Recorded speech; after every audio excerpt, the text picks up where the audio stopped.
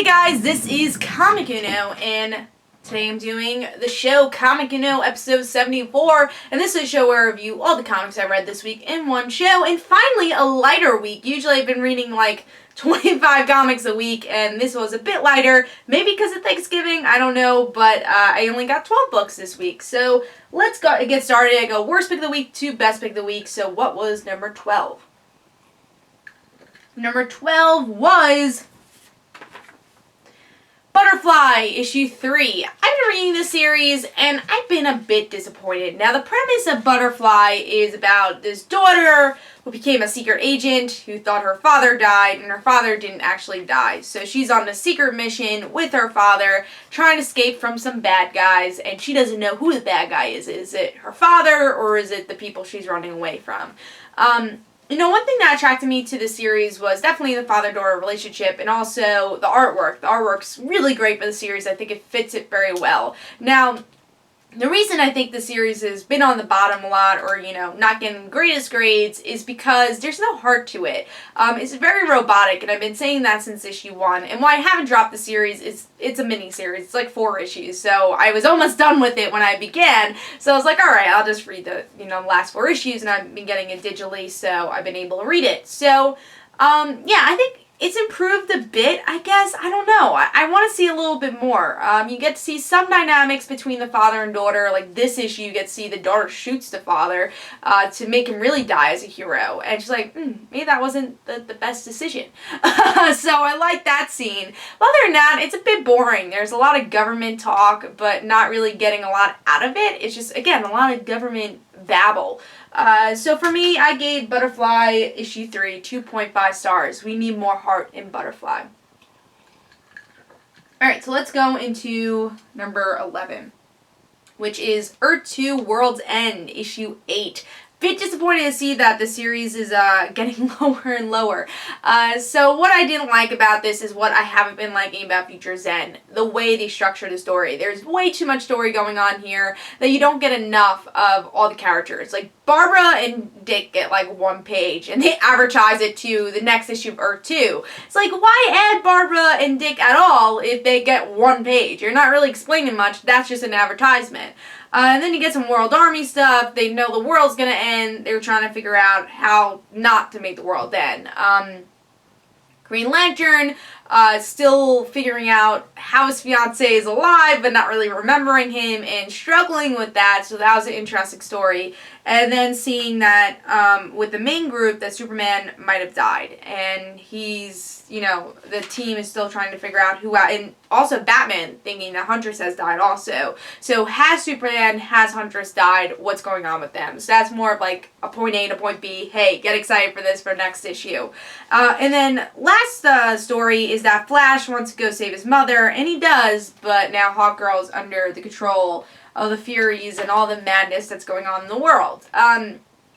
There's some interesting stories here, but again, I think the structure of how you have 10 billion stories in this issue really ruined it for me. It's sad. I did like the artwork, though. I thought the art was pretty good here, which did boost it up a bit. And, there's interesting stories like Flash saving his mom and, Superman and Huntress maybe being dead. But maybe just have those 3 stories here instead of the World Army story or the Green Lantern story. They really need to pick and choose here, and that was a big failure on this part. But I will give it 3 stars. I thought the artwork definitely bumped it up a bit, and it wasn't a bad issue. It was just a more of a disappointing issue, because there's a lot of good story here, more in the Future's End, I think, but it doesn't really know what direction it's going right now, at least structure-wise. Give us more. So, World's End, I gave 3 stars, and that's number 11. So let's move on to number 10, which is Scarlet Spiders, issue 1. Actually, just remembered, World's End actually is a 2.5. Didn't just make it. So, because Scarlet Spiders is 2.5 also. So, Earth 2 didn't get the 3, got 2.5. So Scarlet Spiders, issue 1. So Scarlet Spiders. What did I think about this issue? Now, we get to see that the clones are teaming up. And that's something I really enjoyed with this issue. The chemistry between the clones, Jessica Drew, Ben Reilly, and Kane is great. Really, really love their interaction here. The rest of the story is what like kind of bothers me. I don't really understand why they're in this clone world as Spider-Verse is going on. The clone world is not interesting at all. But again, the way the clones interact with the world is pretty good. But the thing that really makes this series falter is the artwork. The faces look twisted at times. It just does not fit. I don't know. I was not a fan of this artwork. Again, facial expressions. Everyone looked pretty skinny. Their ribs are showing out. Yeah, and, you know, lines from the throat, it just could have been a bit better. So artwork was a bit of a downfall here, but I am going to give Scarlet Spider 2.5 stars. It's not horrible, but I don't know if it's really worth picking up issue 1. If you're not a fan of these 3 characters, this is definitely skippable. It's not really contributing that much to the Spider-Verse story. So, yeah, if you like these 3 characters, go for it, but if you don't, I wouldn't pick it up, especially because these characters do have somewhat of good interaction with each other. But again, that's the only thing I really enjoyed about the issues. So 2.5 stars for that. Alright, so let's move on to number 9, which is Future's End, issue 30. This issue wasn't bad. It could have been a bit better. The artwork's a little cartoony, which I think didn't fit so much for the series. I've seen better artwork for this series, but the coloring's pretty good. I do like the coloring. So with this issue is very much a point A, point B issue, but there's some good character interaction, like Lois and Lois interacting, Earth 2 Lois and Future's End Lois, or, you know, Green Arrow interacting with Lois. So definitely some good interaction with each other, and that's something I like. But it's very point A to point B. They escape the island. That's what this issue is about.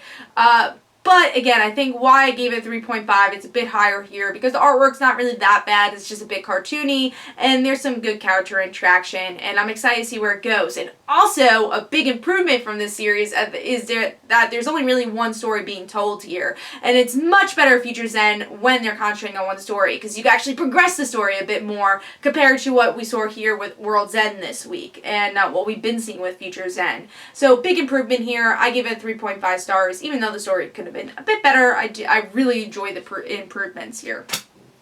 So 3.5 stars. I think we're up to number 8. Just make sure. We are up to number 8, which is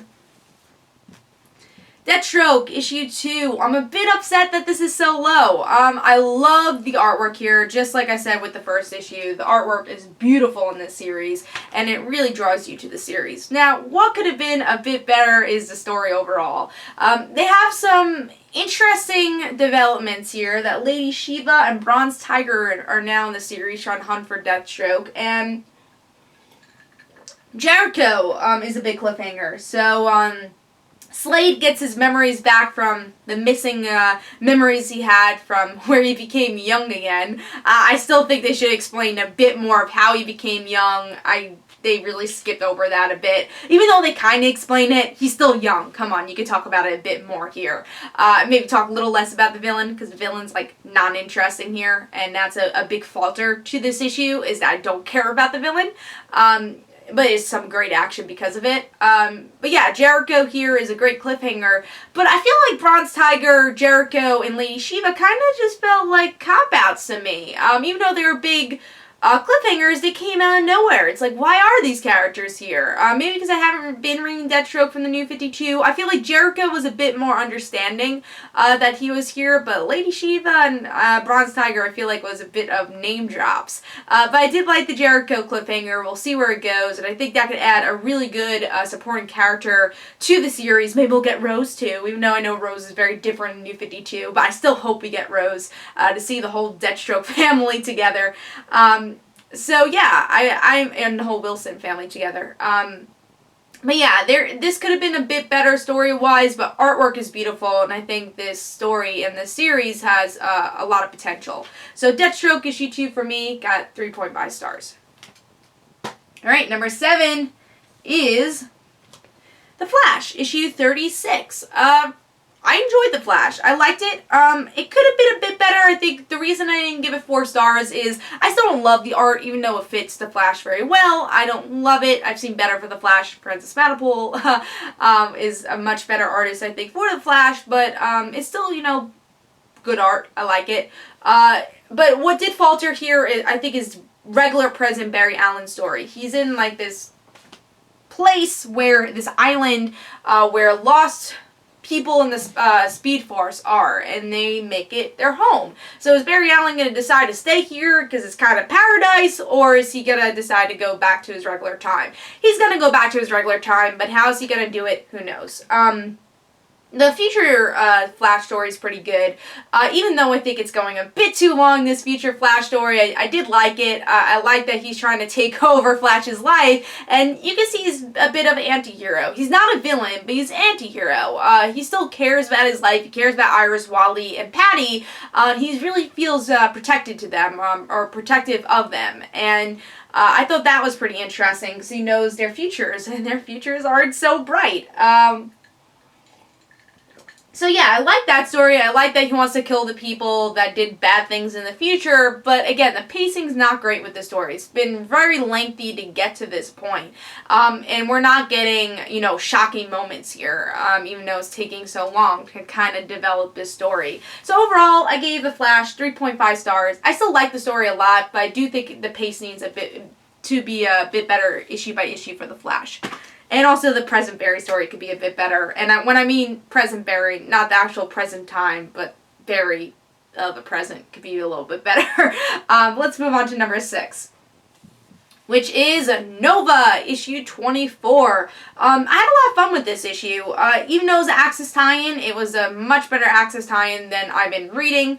And it's Nova being beaten up, his helmet's not working, but he does everything in his power to defeat the Hulk, and he does. He defeats the Hulk, and by the end, he's very proud of himself. He uses science that he learned from school to defeat the Hulk, and now he's with his family, but he's going to have to figure out how to get this helmet fixed and how to really heal himself quickly with all of Axis going on. So again, very solid issue. Artwork's pretty good. Really like the action here, and it was just a really great story for Sam Alexander's character, that he won't give up even though he wants to sleep and he's bruised up. He goes back to battle to defeat the Hulk and to take care of his responsibilities. So I really enjoyed the issue. The cover could have been a bit better though. I didn't really love the cover. Usually I like these style covers, but I didn't think it fit that well. But yeah, overall, there's some fun things with his family, and I really enjoyed the issue. So, solid 4 stars for me. Definitely pick up this issue. Alright, so now we're up to top 5. Number 5 is Batman Eternal, issue 34. I thought this was a really solid issue. Artwork's been consistent, thank God. Really like the artwork here. Some great action sequences, and only really 2 stories going on, which is great with these weekly series. A really good battle between Alfred's daughter and Hush and Batman.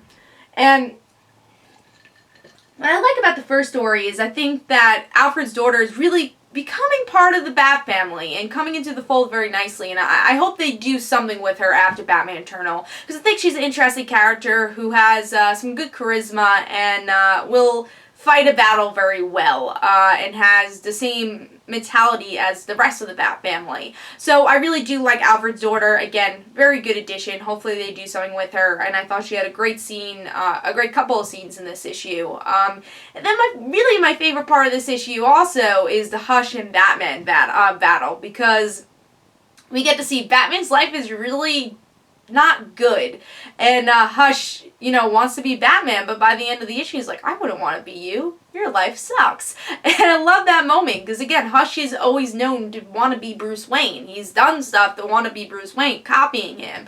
And being Hush is kind of copying him. And I thought it was really an interesting ending, that Batman's life sucks so much that even Hush doesn't want it. So I thought this was a really solid issue. I thought there were some really great moments here. Artwork was really good, and hopefully Batman Eternal could stay in this consistent rate of good stories and good artwork. So Batman Eternal, issue 34, 4 stars. Really enjoyed this one. Alright, so number 4 is Spider-Man 2009 issue 6. I really enjoyed this issue. Another great tie-in from Spider-Verse, or, one of the only great tie-ins from Spider-Verse so far.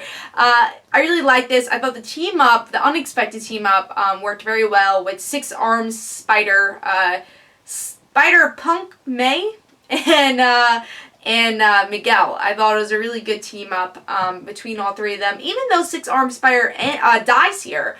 And one thing I also applaud to Peter David here is, I don't know why I said Peter Davidson. Peter David here is that he does a really great job of integrating old stories or, old characters from his regular Spider-Man 2009 series or the old series and makes it new reader friendly here. I understand who Miguel's brother is. I kind of understand who this villain is. And it seems like, it's well known in this universe who these characters are, but as a new reader, I think they explain them very well with all these other stories going on with Damon and Spider-Verse. So I thought they did that very well, integrating us into this 2099 world.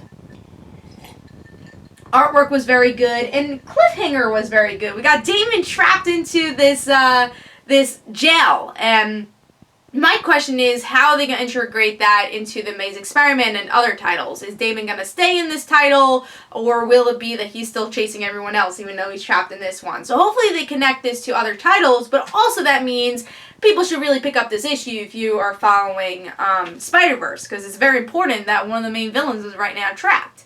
The rest of the family isn't, but the main villain is, or, one of the main villains are. So it'll be interesting to see how they integrate that into the other Spider-Verse titles.